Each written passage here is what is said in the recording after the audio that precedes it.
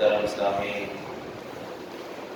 آج کی تراویح میں سورہ انعام کی تلاوت کی گئی۔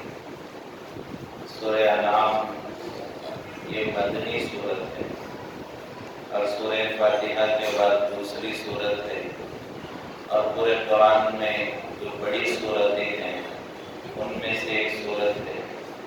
سورہ انعام میں 200 آیتیں اور یہ مدنی ہے۔ اس سے پہلے سورہ بقرہ جو پڑھی گئی، سورہ بقرہ بھی مدنی سورت تھی، اور یہ سورہ آل عمران بھی مدنی سورت ہے۔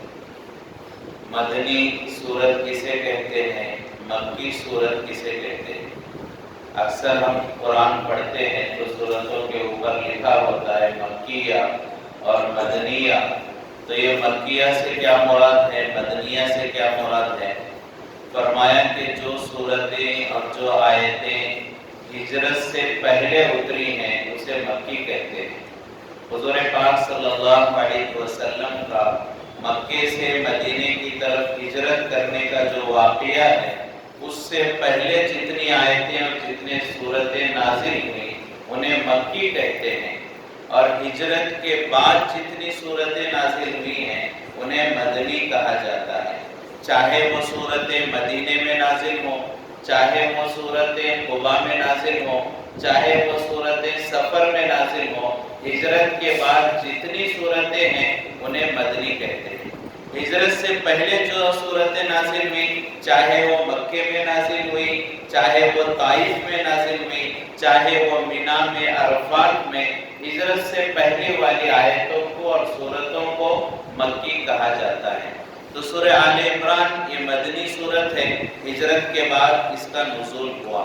اس میں نجران جو ہے ایک نصرانیوں کا قبیلہ تھا، اس کا ایک وفد حضور پاک صلی اللہ علیہ وسلم کے پاس آیا اور عیسائیت کی دلائل دینے لگا، نصرانیت کے دلائل دینے لگا، تو اس کے جوابات گویا کہ اللہ تبارک و تعالیٰ نے سورہ آل عمران میں بیان فرمائے۔ اس سورت کا نام آل عمران اس لیے ہے کہ اس سورت میں اللہ تبارک و تعالیٰ نے حضرت عمران علیہ السلام کی آل اور ان کی اولاد کا تذکرہ فرمایا ہے۔ حالانکہ اس سورت میں اور بھی دیگر نبیوں کے تذکرے ہیں، حضرت آدم علیہ السلام، حضرت نوح علیہ السلام، اور حضرت ابراہیم علیہ السلام اور ان کی اولاد، اور حضرت عمران علیہ السلام اور ان کی اولاد کا تذکرہ ہے، لیکن زیادہ تر تذکرہ وہ حضرت ابراہیم، حضرت عمران اور حضرت مریم علیہ السلام کا ہے، لہٰذا اسے آل عمران کہا گیا۔ تو اس سورت میں جو مضامین ہیں یہ سورہ بقرہ ہی کی طرح مضامین ہیں۔ سورہ بقرہ میں بھی ایمان اور اعمال کا تذکرہ کیا گیا تھا، مومنین، کفار و مشرکین اور منافقین کا تذکرہ تھا، تو سورہ آل عمران میں بھی مومنین کا تذکرہ ہے، کفار و مشرکین کا تذکرہ ہے اور منافقین کا تذکرہ ہے۔ البتہ سورہ بقرہ اور آل عمران میں فرق یہ ہے کہ سورہ بقرہ میں اکثر جو آیتیں تھیں وہ یہودیوں کو مخاطب کر کے اور یہودیوں کے سوالات اور اعتراضات کے جوابات میں تھیں، اور سورہ آل عمران میں جو اکثر آیتیں ہیں وہ نصرانیوں کو جواب دیتے ہوئے ہیں، اور نصرانیوں کے اشکالات کو دور کرنے کے لیے اللہ نے سورہ آل عمران میں آیتیں نازل فرمائی۔ تو سورہ بقرہ میں یہودیوں کو مخاطب کیا گیا اور آل عمران میں نصرانیوں کو مخاطب کیا گیا ہے۔ تو اس صورت میں اللہ تبارک و تعالیٰ نے نصرانیوں کے واقعات کو بیان فرمائے، اور اللہ تبارک و تعالیٰ نے اس کی ابتدائی آیتوں میں جیسا کہ تراویح پڑھا گیا، ان الدین عند اللہ الاسلام، ایک آیت میں اللہ نے فرمایا کہ زندگی گزارنے کا جو طریقہ اللہ کے ہم پسندیدہ ہے وہ دین اسلام ہے۔ اور آج ہی کی تلاوت میں ایک اور جگہ ایک آیت تلاوت فرمائی گئی جس میں فرمایا وَمَن يَبْتَغِي غَيْرَ الْإِسْلَامِ دِينًا فَلَن يُقْبَلَ مِنْهُ، کہ اسلام کے علاوہ اگر کوئی زندگی گزارنے کا طریقہ کوئی انسان اختیار کرتا ہے تو وہ اللہ کے ہاں قابل قبول نہیں ہے۔ وَهُوَ فِي الْآخِرَةِ مِنَ الْخَاسِرِينَ، اسلام چھوڑ کر زندگی گزارنے والا آخرت میں نقصان اٹھانے والوں میں سے ہوگا۔ تو اللہ تبارک و تعالیٰ نے اس صورت میں اسلام اور اسلام کے حقانیت کو بیان فرمایا۔ پھر اللہ تبارک و تعالیٰ نے جیسا کہ سورت کا نام ہے حضرت عمران علیہ السلام کی اولاد اور آل کا تذکرہ فرمایا۔ حضرت عمران علیہ السلام کی بیوی حضرت مریم، تو ان کا واقعہ اللہ نے قرآن میں بیان فرمایا کہ مریم علیہ السلام ایک نیک صفت عورت تھی اور یہ امید سے تھی، اور یہ جو ہے حاملہ تھی، تو انہوں نے امید سے ہونے کے زمانے میں بچے کی ولادت سے پہلے ہی یہ نیت کر لی، اے اللہ جو میرے پیٹ میں بچہ ہے میں اسے تیرے نام پر بیت المقدس کی خدمت کے نام پر وقف کرتی ہوں۔ حضرت عمران علیہ السلام یہ مسجد کے امام تھے، اسی دوران ان کا انتقال ہو گیا۔ جو ہے مریم علیہ السلام ابھی پیٹ میں تھی، جو ہے اس وقت میں جو ہے انتقال ہو گیا، تو اسی کی وجہ سے حضرت عمران علیہ السلام کی بیوی نے ارادہ کیا کہ میرے شوہر جو ہے دیندار تھے، مسجد کے امام تھے، اب ان کا انتقال ہو گیا تو میرے پیٹ میں جو اولاد ہے میں اسے مسجد کی خدمت کے لیے وقف کروں گی۔ لہٰذا مریم علیہ السلام کی والدہ نے ارادہ کیا کہ اللہ جو میری اولاد ہے میں اسے مسجد کی خدمت کے لیے نیت کرتی ہوں، تو اسے قبول فرما۔ فرمایا کہ مریم علیہ السلام کی نیت میں اتنا اخلاص تھا اور ایسے سچے دل سے حضرت مریم علیہ السلام کی والدہ نے ارادہ کیا تھا کہ جب وہ پیدا ہوئی تو حضرت مریم لڑکی تھی، ان کی والدہ نے کہا اے اللہ میں نے تو لڑکی جنا ہے، میری بیٹی ہوئی ہے، حالانکہ میں ارادہ کر رہی تھی کہ بیٹا ہوتا اور میں بیٹے کو مسجد کی خدمت کے لیے چھوڑ دیتی، لیکن بیٹی ہوئی، مریم پیدا ہوئی ہے، لہٰذا وہ جو ہے غم کرنے لگی اور اللہ سے کہنے لگی اے اللہ میں نے ایک لڑکی کو جنم دیا ہے۔ تو اللہ تبارک و تعالیٰ نے فرمایا اللہ جانتا ہے کہ تم نے کیا جانا ہے، اور اللہ نے تمہاری بیٹی ہی کو قبول کر لیا، اور اپنی جو ہے تمہاری اخلاص کی برکت سے اللہ نے لڑکی کو ہی مسجد کی خدمت کے لیے قبول فرمایا۔ تو گویا کہ حضرت مریم ایک عورت، ایک لڑکی تھی، لیکن ان کی والدہ کے دل میں جو اخلاص تھا، جو جذبہ تھا، اس کی وجہ سے اللہ نے حضرت مریم کو قبول فرمایا۔ پھر اس کے بعد جو ہے انہی کے ذریعے اللہ تبارک و تعالیٰ نے حضرت عیسیٰ علیہ السلام کو جو ہے ولادت کا معاملہ ہوا تو فرمایا کہ اللہ نے عیسیٰ علیہ السلام اور مریم علیہ السلام کا تفصیل سے واقعہ بیان فرمایا۔ اس صورت میں حضرت ابراہیم علیہ السلام، حضرت آدم علیہ السلام، حضرت نوح علیہ السلام، ان کا تذکرہ تقریباً ایک ہی آیت میں بیان کیا گیا، اور حضرت عیسیٰ علیہ السلام کا تذکرہ کئی آیتوں میں تقریباً 2 رکوع سے زیادہ حضرت عیسیٰ علیہ السلام کے حالات اللہ نے بیان فرمائے، کیسے حضرت مریم علیہ السلام کو جو ہے حاملہ ہوئی، کیسے ان کی ولادت ہوئی، جبرائیل آئے، پھر ولادت کے بعد حضرت عیسیٰ علیہ السلام نے جو کلام کیا اور لوگوں کے اعتراض کا جواب دیا اور یہ کہا کہ میں اللہ کا بندہ ہوں، اللہ کا رسول ہوں، پوری تفصیل اللہ نے 2 رکوع سے زیادہ وہ حضرت عیسیٰ علیہ السلام کی بیان فرمائی۔ تو علماء فرماتے ہیں آخر ایسا اللہ نے کیوں کیا؟ حضرت آدم کا تذکرہ بالکل مختصر، حضرت نوح کا تذکرہ بالکل مختصر، لیکن حضرت عیسیٰ کا تذکرہ اتنا لمبا کیا گیا اور پورے حالات بیان کیے گئے، یہاں تک کہ علماء فرماتے ہیں کہ قرآن میں حضور کا بچپن اتنا نہیں بیان کیا گیا جتنا حضرت عیسیٰ کا بچپن بیان کیا گیا ہے۔ آخر اس کی وجہ کیا تھی؟ اس کی وجہ یہ ہے، علماء بیان فرماتے ہیں کہ حضرت عیسیٰ علیہ السلام کی پوری زندگی امت کے سامنے کھل کر آ جائے، اس لیے کہ قیامت کے قریب دوبارہ حضرت عیسیٰ علیہ السلام آئیں گے تو لوگ ان کو پہچانیں اور ان کی دعوت کو قبول کریں اور ان کا ساتھ دیں تاکہ وہ دجال کو ختم کر سکے اور ایمان اور انصاف کو قائم کر سکے۔ لہٰذا اگر یہ امت حضرت عیسیٰ کو پہچانے گی تو ان کا ساتھ دے گی، تعاون کرے گی۔ اگر یہ ان کے پورے حالات نہ جانے تو ہو سکتا ہے کہ دنیا میں کوئی شریر آئے اور کوئی فتین آئے اور یہ کہے کہ میں عیسیٰ ہوں، یا ہو سکتا ہے کہ صحیح معنوں میں عیسیٰ علیہ السلام آئے اور لوگ ان کے بارے میں جانکاری نہ ہونے کی وجہ سے ان کا ساتھ دینے سے پیچھے ہٹ جائے۔ تو عیسیٰ علیہ السلام کی پوری تفصیل بیان کرنے کا مقصد تاکہ کوئی دوسرا طرح بہروپیہ اپنے آپ کو عیسیٰ نہ کہہ سکے، تاکہ اس کا مقصد یہ ہے کہ امت حضرت عیسیٰ کو پہچان سکے اور ان کا ساتھ دینے کی فکر کرے۔ تو اللہ تبارک و تعالیٰ نے عیسیٰ علیہ السلام کے احوال کو بیان فرمایا۔ پھر اس کے بعد اللہ تبارک و تعالیٰ نے چوتھے پارے کی ابتدا میں اسی صورت میں فرمایا، نیکی حقیقت یہ ہے کہ آدمی اپنے محبوب ترین چیزوں کو اللہ کے نام پر قربان کرے۔ جو مجھے زیادہ پسندیدہ ہے وہ اللہ کے نام پر قربان کرنا، اللہ کے راستے میں خرچ کرنا، یہ اللہ کو زیادہ پسند ہے۔ تو بعض لوگوں کو مال پسند ہوتا ہے، وقت ان کے نزدیک اتنی اہمیت نہیں رکھتا۔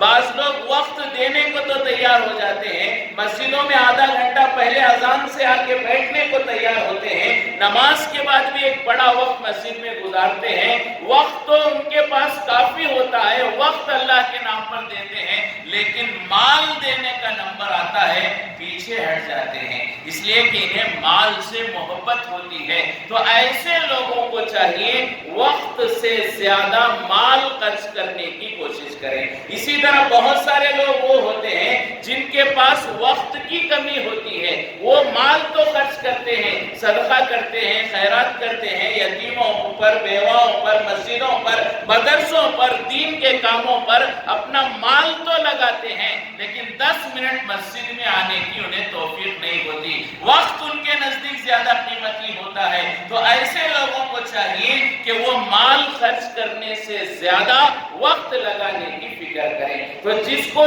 جو پسند ہے اسے اللہ کے راستے میں دینا اور خرچ کرنا، یہ اللہ کو زیادہ پسند ہے۔ پھر اللہ تبارک و تعالیٰ نے اس کے بعد میں حج کے بارے میں بیان فرمایا کہ جس کے پاس اتنی حیثیت ہے، اتنی طاقت ہے کہ وہ مکہ اور جو ہے حج کو جا کر واپس آ سکتا ہے، حج کے سفر کا خرچہ برداشت کر سکتا ہے، اور اس دوران اپنے بیوی بچوں کی ذمہ داری بھی نبھا سکتا ہے، ایسے آدمی پر حج کرنا فرض ہے، اور حج علی الفور فرض ہے، یعنی جیسے ہی اتنا مال آ گیا فوراً حج کرنا فرض ہو جاتا ہے، اور جتنے سال تاخیر ہوگی اتنے سال وہ گنہگار شمار ہوتا رہے گا۔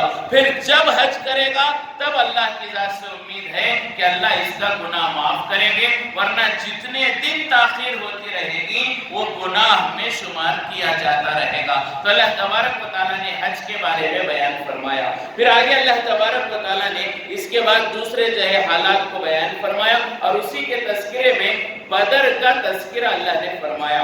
وَلَقَدْ نَصَرَكُمُ اللَّهُ بِبَدْرٍ وَأَنْتُمْ أَذِلَّةٌ، اللہ نے اسلام کی پہلی جنگ بدر کا تذکرہ فرمایا کہ بدر میں آپ بہت تھوڑے تھے، اللہ فرماتے اللہ نے تمہاری مدد کی، حالانکہ تم بہت تھوڑے تھے، نہ ہتھیار تھا، نہ اسلحہ تھا، نہ تعداد تھی، نہ قوت تھی، تم 300 لگ بھگ تھے، اور جو ہے ہم نے تمہاری مدد کی۔ تو بدر میں 313 صحابہ تھے، اللہ نے مسلمانوں کی مدد کی، مقابلے میں 1000 کا لشکر ہے، اللہ نے فتح اور کامیابی نصیب فرمائی۔ حالانکہ مسلمان 313 ہیں، اور جنگ کے ارادے سے بھی نہیں گئے تھے، بلکہ ایک قافلے کے تعاقب میں گئے تھے، تو وہاں جنگ کے حالات پیدا ہو گئے، تو ہتھیار بھی نہیں ہے، تعداد بھی نہیں ہے، قوت بھی نہیں ہے، اور سامنے جو دشمن ہے وہ باقاعدہ مسلح ہے اور ہتھیار سے لیس ہو کر آیا ہے۔ تو ایسے مسلح دشمنوں سے لڑنا یقیناً اپنے آپ کو موت کے حوالے کرنا ہے، لیکن اللہ نے مدد فرمائی اور اس سے سمجھایا کہ کبھی کوئی مسلمان کامیاب نہیں ہو سکتا اللہ کی مدد کے بغیر۔ مسلمان ہتھیار سے، مسلمان حکومتوں سے، مسلمان اپنی تدبیروں سے کامیاب نہیں ہوتے، مسلمان اللہ کی نصرت اور مدد سے کامیاب کیے جاتے ہیں۔ لہٰذا اللہ نے فرمایا کہ میں نے تمہاری مدد کی۔ کیسے مدد کی؟ الگ الگ روایات ہیں، آیات میں بھی 2-3 جگہ اللہ نے تذکرہ فرمایا۔ اللہ تبارک و تعالیٰ کی ان آیتوں کو اور احادیث کو دیکھ کر علماء فرماتے ہیں کہ شروع میں اللہ نے کہا میں نے 1000 فرشتوں کے ذریعے تمہاری مدد کی۔ 313 صحابہ تھے، 1000 فرشتے اللہ نے بھیجے۔ کیوں بھیجے؟ اس لیے کہ دشمن 1000 تھے، تو اللہ تبارک و تعالیٰ نے 1000 فرشتوں کو بھیجا، دشمنوں کی تعداد کے برابر فرشتوں کے ذریعے مدد کی گئی۔ پھر آگے اللہ نے فرمایا میں نے 3000 فرشتوں کو بھیج کر تمہاری مدد کی۔ 3000 فرشتے کیوں بھیجے گئے؟ اس لیے کہ علماء فرماتے ہیں مسلمانوں سے 3 گنا زیادہ کفار تھے. 313 مسلمان تھے اور کافر دشمن 1000 تھے. تو مسلمانوں سے 3 گنا زیادہ کافر تھے. تو اللہ نے کافروں سے 3 گنا زیادہ فرشتے بھیجے تاکہ مسلمانوں کی ہمت ہو جائے. تو 1000 کافر تھے, اللہ نے 3000 فرشتوں کے ذریعے مدد فرمائی. اور بعض روایتوں میں آتا ہے کہ 5000 فرشتوں کے ذریعے سے مدد کی گئی. تو 5000 کی کیا ضرورت تھی؟ تو علماء فرماتے ہیں کافروں کا جو لشکر یا اس زمانے جو بھی لشکر ہوتا اس کے 5 حصے ہوا کرتے تھے. لشکر میں جنگ کے لیے, لڑائی کے لیے جب نکلتے تو اس جماعت کے 5 ٹکڑیاں کی جاتی. ایک آگے ہوتا اسے مقدمۃ الجیش کہا جاتا, اور ایک ٹکڑی اس کی داہنے جانب ہوتی اسے میمنہ کہا جاتا, اور ایک ٹکڑی بائیں جانب ہوتی اسے میسرہ کہا جاتا, اور ایک ٹکڑی پیچھے ہوتی اور ایک ٹکڑی بیچ میں ہوتی جسے قلب الجیش کہا جاتا تھا. یہ 5 حصوں میں جماعت تقسیم ہوتی, اور ان 5 جماعتوں کا کام کیا ہوتا کہ جو آگے کی ٹکڑی ہے وہ آگے جاتی, کنواں کہاں ہے اور چٹیل میدان کہاں ہے, رات کو ہم کہاں قیام کر سکتے ہیں, دشمن کا آنے کا اندازہ ہمیں کہاں سے لگ سکتا ہے, یہ سب حالات دیکھ کر کوئی جگہ متعین کرنا یا آگے کی ٹکڑی کا کام ہوتا. میمنہ اور میسرہ جو ٹکڑیاں ہوتی کہ کہیں داہنے جانب سے اور بائیں جانب سے دشمن حملہ نہ کر دے, یہ نگرانی کرنا ان 2 جماعتوں کا کام ہوتا. اور جو پیچھے موقرۃ الجیش میں ہوتا ان کا کام یہ ہوتا کہ لشکر کے جاتے وقت کوئی سامان گر گیا, کوئی چیز چھوٹ گئی تو اسے اٹھانا اور پیچھے سے کوئی حملہ نہ کرے اس کی نگرانی کرنا ان کا کام ہوتا. اصل جو لشکر کا سردار یا کمانڈر یا چیف ہوتا, سردار امیر ہوتا, وہ بیچ میں ہوتا, اسے قلب الجیش کہا جاتا. تو یہ لشکر کے 5 ٹکڑیاں ہوتی تھیں. تو اللہ نے 5000 فرشتے بھیجے, ہر ٹکڑی پر 1000 فرشتوں کے ذریعے اللہ نے مسلمانوں کی مدد فرمائی. تو غزوہ بدر کا اللہ نے تذکرہ فرمایا.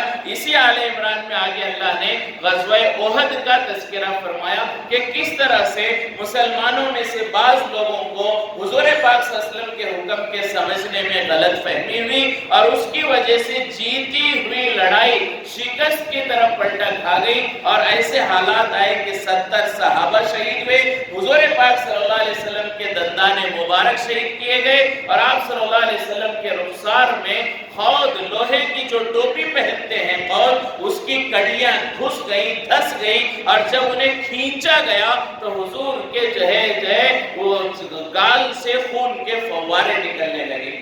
تو یہ غزوہ احد کے حالات کو اللہ نے آل عمران میں بیان فرمایا. پھر اس کے بعد جب دوبارہ کفار واپس چلے گئے تھے, پھر دل میں خیال آیا کہ ہماری لڑائی تو کیسی ہوئی کہ ہم نے کوئی ہتھیار نہیں لیا, کوئی مال غنیمت نہیں لیا, ہم کیسے کامیاب ہوئے. دوبارہ وہ حملے کے لیے آئے تو دوبارہ اللہ نے اعلان کیا, حضرت جبرائیل علیہ السلام آئے اور آ کر حضور سے کہنے لگے کہ آپ ہتھیار نہ اتاریں, اس لیے کہ ابھی فرشتوں نے ہتھیار نہیں اتارے ہیں, اور دوبارہ مکے والے حملے کے لیے آ رہے ہیں. تو اللہ کی جانب سے آپ کو حکم ہے دوبارہ آپ لڑائی کے لیے تیاری کریں. اور آگے حضرت جبرائیل نے کہا اس بار لڑائی میں وہی لوگ شامل ہوں گے جو احد میں شامل تھے, یعنی نئے سے کسی کو شامل ہونے کی اجازت نہیں. ابھی لڑائی سے جو واپس آ رہے ہیں وہی دوبارہ لڑائی میں جہاد میں جائیں گے. صحابہ زخموں سے چور ہیں, کسی کا ہاتھ کٹا ہوا, کسی کا پیر کٹا ہوا, کسی کا سر پھوٹا ہوا, کسی کے بدن سے خون بہ رہا ہے. ایسے صحابہ کو کہا گیا یہی دوبارہ نکلیں گے, کوئی نیا ساتھی شامل نہیں ہوگا. تو ایسے زخموں میں صحابہ نکلے اور یہ نعرہ لگا رہے تھے حسبنا اللہ نعم الوکیل, ہم جو ہے کمزور ہیں, ہم نڈھال ہیں, ہم زخمی ہیں, لیکن اللہ ہمارے لیے کافی ہے. ہم اپنے زخموں کو نہیں دیکھتے, ہم اپنی کمزوری کو نہیں دیکھتے, ہم لڑائی میں جا رہے ہیں اس بھروسے پر کہ ہمارا اللہ ہمارے لیے کافی ہے. تو یہ صحابہ کا نعرہ تھا. ایسے حالات میں اللہ پر توکل کیا. تو آج ہم مسلمانوں کو بھی جیسا کہ ہم دیکھتے ہیں کہ ہمارے ملک میں, ہندوستان میں بہت سارے حالات ہیں کہ ابھی چند دن نہیں گزرتے کوئی نیا مسئلہ آ جاتا ہے اور مسلمانوں کے جذبات کو ٹھیس پہنچایا جاتا ہے, اور مسلمان کم ہمت ہونے لگتے ہیں. تو ایسے حالات میں بھی ہمیں یہی عقیدہ یہی توکل رکھنا چاہیے، حسبنا اللہ نعم الوکیل نعم المولا و نعم النصیر۔ ہزار حکومتیں ہمارے خلاف آ جائیں، ہزار فرعون جیسے بادشاہ اور حکومت والے کرسی پر آ جائیں، ہمیں وہ نقصان نہیں پہنچا سکتے جب تک ہمارا اللہ ہمارے ساتھ ہے۔ اور اگر ہمارا اللہ ہمارے ساتھ نہیں تو معمولی مچھر بھی ہمیں نقصان پہنچا سکتا ہے۔ تو ان حالات میں اللہ پر توکل کرنا یہ صحابہ کرام کی اس واقعے سے ہمیں معلوم ہوتا ہے۔ اللہ تبارک و تعالیٰ سے دعا ہے اللہ ہم تمام کو صحابہ جیسا توکل نصیب فرمائے، اور حضرت مریم علیہ السلام کی والدہ جیسا اللہ ہمیں جذبہ نصیب فرمائے کہ جیسے انہوں نے اپنے اولاد کو اللہ کے نام پر وقف کیا، ہم بھی اپنے اولادوں کو دیندار بنانے کی فکر کریں اور انہیں دین سکھلانے کی فکر کریں۔ اللہ ہم سب کو عمل کی توفیق نصیب فرمائے۔ وآخر دعوانا الحمدللہ۔